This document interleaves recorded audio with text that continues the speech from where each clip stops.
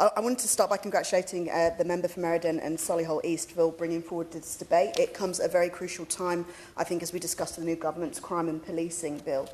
When we're legislating to give the police more powers, I believe it's important that we properly assess the powers that the police currently have and how these are already being used.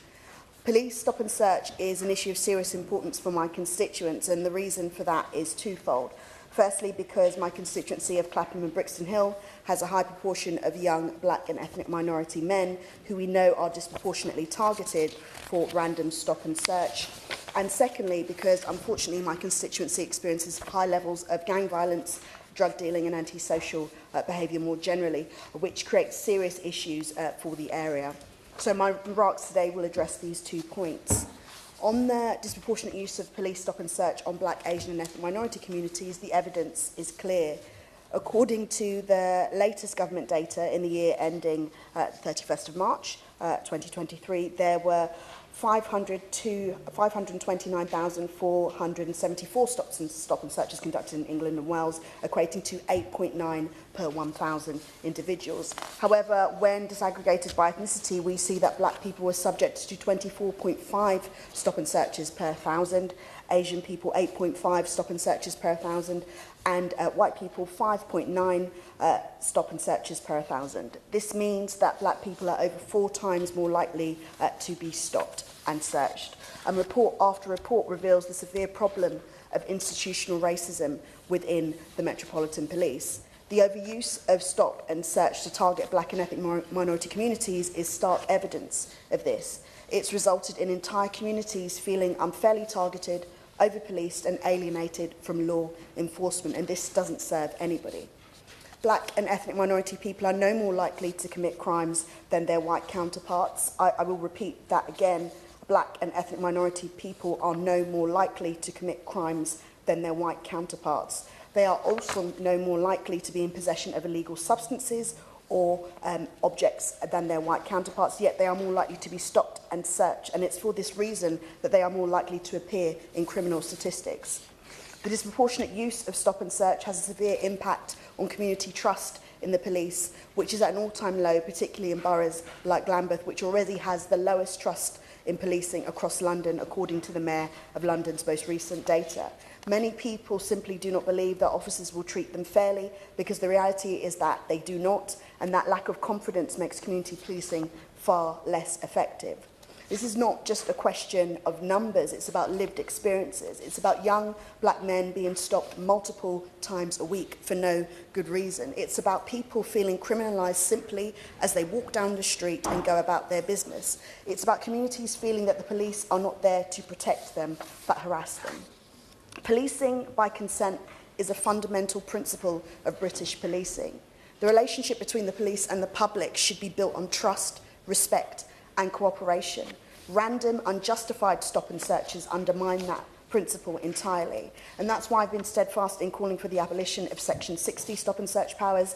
To be clear, and I want to be absolutely clear on this, intelligence-based stop and search can be a useful tool, has been a useful tool, and will continue to be a useful tool to tackle crime. Will she give way? I will give way. On the disproportionality point, I just want to make the point that these UK figures are really quite misleading, because they take into account huge swathes of the country which are almost overwhelmingly white and where there is no stop and search being done. The fact is that black people disproportionately live in the cities, and that is where the stop and search is being done, and they happen to live in areas like the Honourable Member's constituency where there is a lot of stop and search being done. So I would just urge some caution when we look at these disproportionality figures to ensure that we're not misleading people and we're not actually undermining the confidence in the police in these ethnic minority communities by suggesting that all police are using these powers inappropriately. In my experience, the vast majority of officers, the vast majority of stop and searches are conducted appropriately. I thank my honourable friend for his contribution, but I would point out that the figures are absolutely clear. And whilst I get what he says about the proportion of black people across the country, I'm talking about lived experiences. I'm talking about experiences of people that live within my constituency and in other parts of the country feeling like they're being targeted. This is not just about the numbers. This is about what is happening to people on a daily basis. And the reality of the situation is that people need the police. People need the police. As you know, you've heard in this debate already that black people can, in some cases, in particular crimes, be disproportionately the victims of crime. And for that reason, we need to be able to work with the police in our communities. But it's difficult to do that if you feel like you're being harassed by them. And the reason why I point to intelligence-led policing quite clearly is because if you are able to work with the people in your communities, if they are able to trust you, they can often be the ones to provide the intelligence that helps to prevent the other crimes. But if they feel like they are being impacted as far as by these stops and searches, as far as they're concerned, they see the police as an enemy. And I want them to see the police for who they are meant to be, the people that are meant to keep them safe.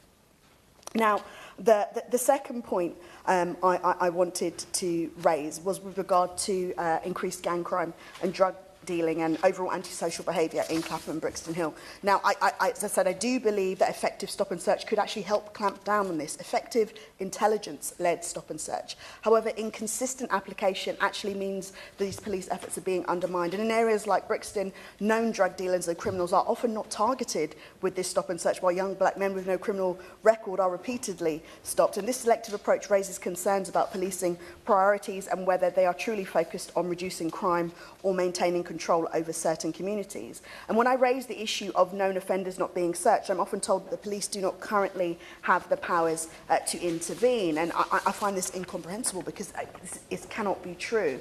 The police arguably have more powers now than they have done in a very long time. So I can't begin to imagine what more powers they could possibly need to carry out their work. I understand there are things that may need to be done in terms of increasing their confidence, but I certainly don't believe they need more powers. So rather than creating new police powers, as is the current trend, I think we ought to be looking at how they're using the powers they currently have and how they can use them more effectively. If people are going to trust the police, there has to be genuine transparency and accountability around the powers they currently have, and this has to include stop and search. It has to be evidence-led, and they have to be working with the communities that they serve to tackle crime. Thank you.